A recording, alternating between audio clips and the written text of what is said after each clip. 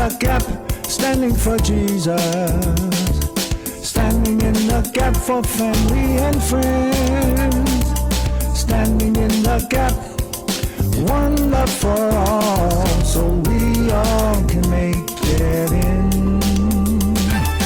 Go to my favorite part, and that's the Gap News. And again, I'm working this the best I can, y'all. So the Gap News, this is where the Lord has given us a great commission to go out and teach and share the gospel with everyone. Not talking about back 2,000 years ago when Jesus was walking on the earth, but bringing it up to today, what's going on in today's world. And so I have the Gap News, and this week, the Pope Francis passed away, and he was really the people's Pope. And so we're going to be looking at the people's Pope.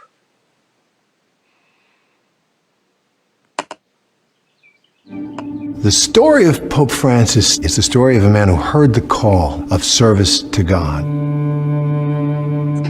He is the pontiff, the bridge between God and humanity in the belief of Catholics. There is no other office in the world like the papacy. You can feel now a palpable tension here as they realize any vote now could bring a vote.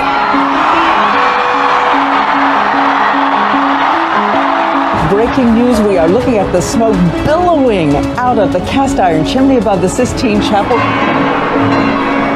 And there are the bells that confirm. There is a pope, a new pope.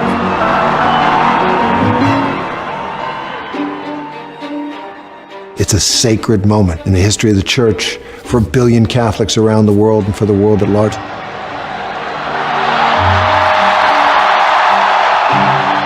Annuncio vobis gaudium magnum, habemus papam. I introduce in Latin the name of the Pope. Georgium Marium Bergoglio. It was a total surprise when they said Bergoglio, and I remember everybody, who?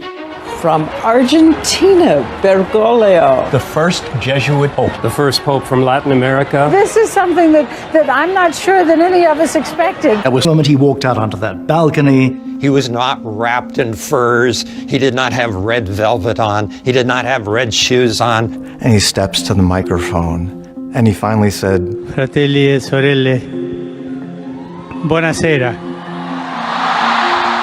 Buonasera. Good evening. It was like he met somebody on the streets in Rome, an old friend, buonasera. The people in St. Peter's Square went crazy. He's the first pope who didn't come from Europe in 1,000 years. He's the first pope from the Western Hemisphere. Vorrei dare la benedizione, ma prima vi chiedo un favore. And then, of course, that massive thing of turning the tables and inviting the people to bless him. Facciamo in silenzio questa preghiera de voi su di me. The people prayed over their pope. This was unheard of.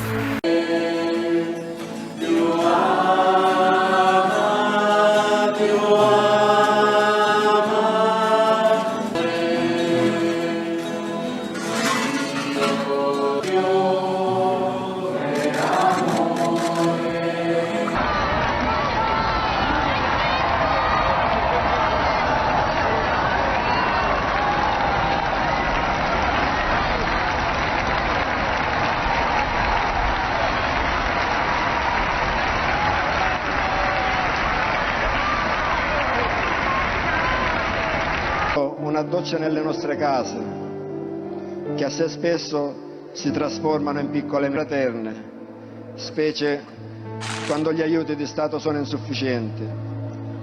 I nostri armadi poi si svuotano di...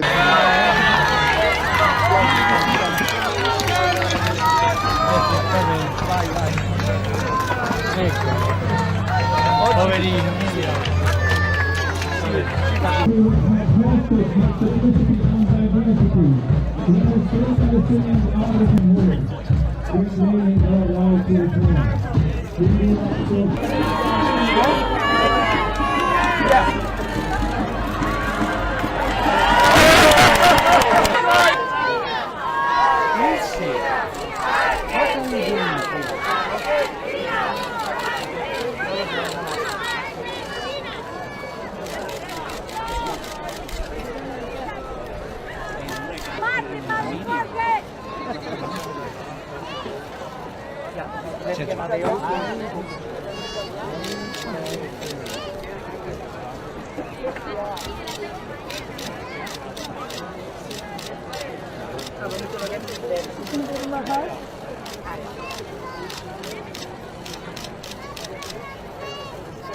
vi ringrazio tanto.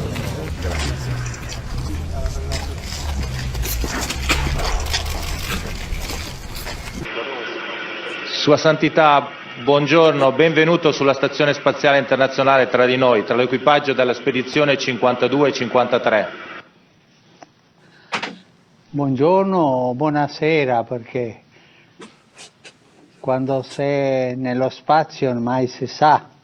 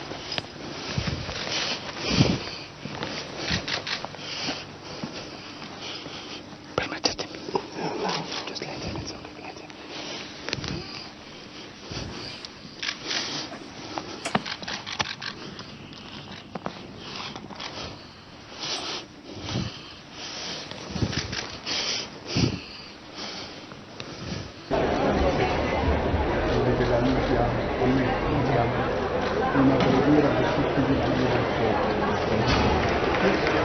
una cosa senza che non abbiate lavoro. It's my gift. This is on behalf of the Orlando Magic and myself. Just the and this is a gift from Jump Ministries Vocal Church in Orlando. And Memphis and this, bless you.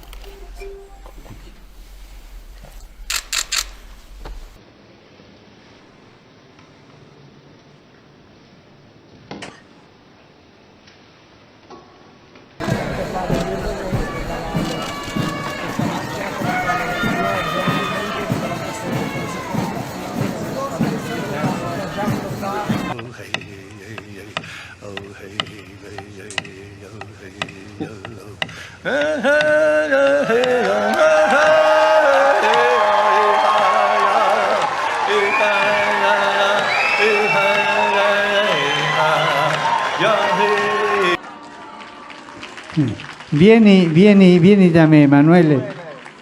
Vieni da me e dimmi all'orecchio. Dimmi all'orecchio. Vieni da me. Vieni.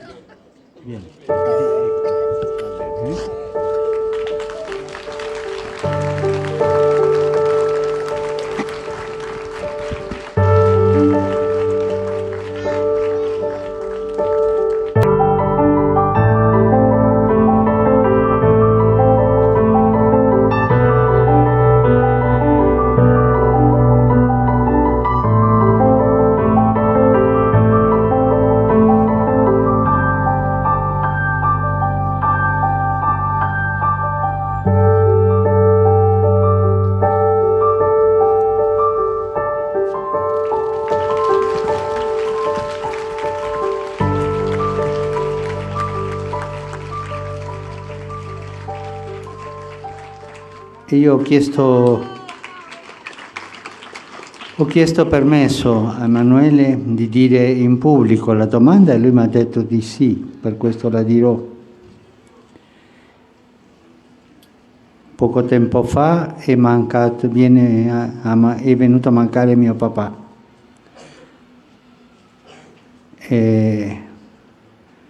Lui era ateo, ma ci ha fatto battezzare a tutti e 4 figli.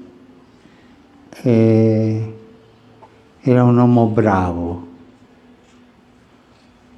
È in cielo papà? Non era credente, ma ha fatto battezzare i figli. Aveva il cuore buono. E lui ha il dubbio che il papà, per non essere credente, non potesse andare in cielo. Chi dice che va in cielo è Dio. Ma com'è il cuore di Dio davanti a un papà così? Com'è? Cosa vi sembra a voi? Un cuore di papà. Dio ha un cuore di papà. E davanti a un papà, che non credente, è stato capace di battezzare i figli e di darle quella bravura ai figli. Voi pensate che Dio sarebbe capace di lasciarlo lontano da te? Pensate quello? Ma forte, con coraggio. Dio abbandona i suoi figli? Dio abbandona i suoi figli quando sono bravi? Ecco, Emanuele, questa è la risposta. Dio sicuramente era fiero di tuo papà, perché è più facile, essendo credente, battezzare i figli che essendo non credente battezzarli. E sicuramente a Dio questo è piaciuto tanto. Parla con tuo papà, prega tuo papà.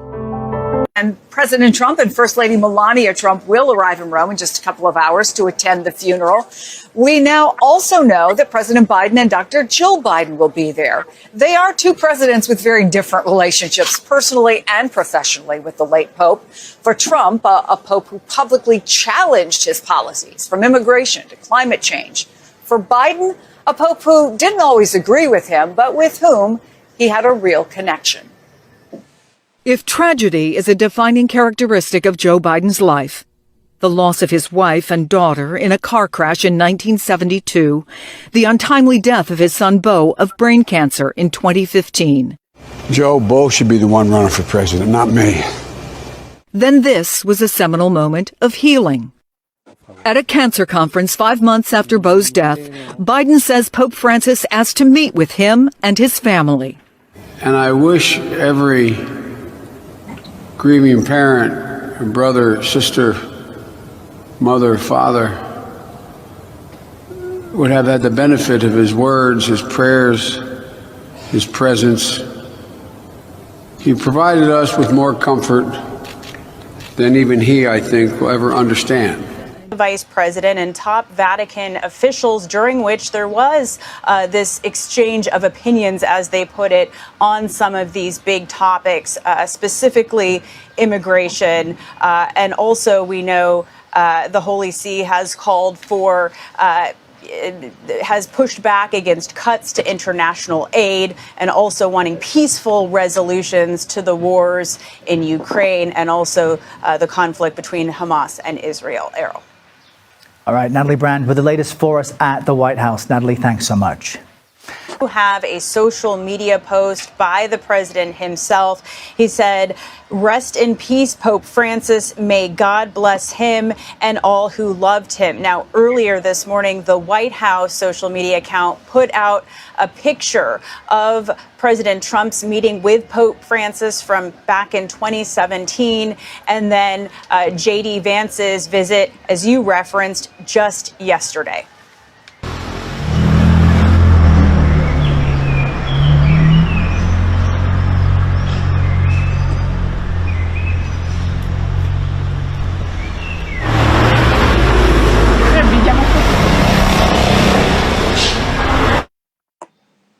Wow. Pope Francis, I hope that I was able to encapsulate for you all the humility that he had, when he first got elected, coming out and telling everyone, I'm blessing you, but please pray for me. I don't know that any pope ever did that before.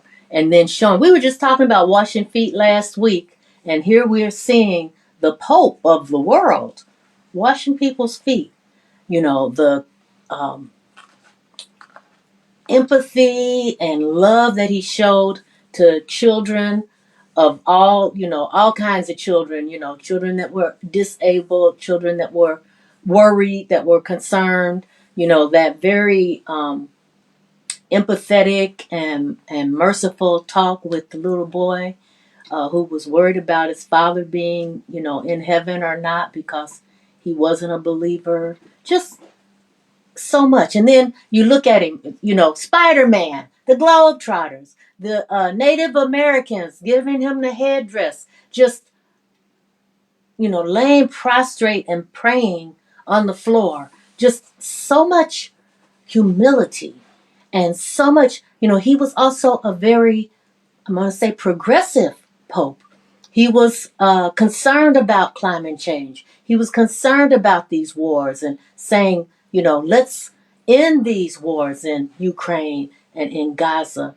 He talked about this whole business, and I didn't get a quote for this in the video, but there is a quote of him saying, if you're talking about building up a wall instead of building a bridge, that's not Christian. So, I hope this gave you all a good idea of just, who Pope Francis was. Do you have anything to add, honey? You about covered everything. I would say that Pope Francis appeared to be and exemplified what a pope's supposed to be. Mm-hmm. A uniter, not a divider. Yes. And so, and they have their own procedure as to how to replace the pope or whatever, but it all comes down to God's blessing. So, we benefited, and now we're going to have to move on. Yeah. Well, he certainly put a mark. And, he elevated women within the governance of the Catholic Church. That's never happened before. So he definitely was a game-changing pope. And, I'm not Catholic, but, some people are across the world. And so he showed himself to be a true leader in the mode that I think God would want a leader to be for his people. All right. Way to go.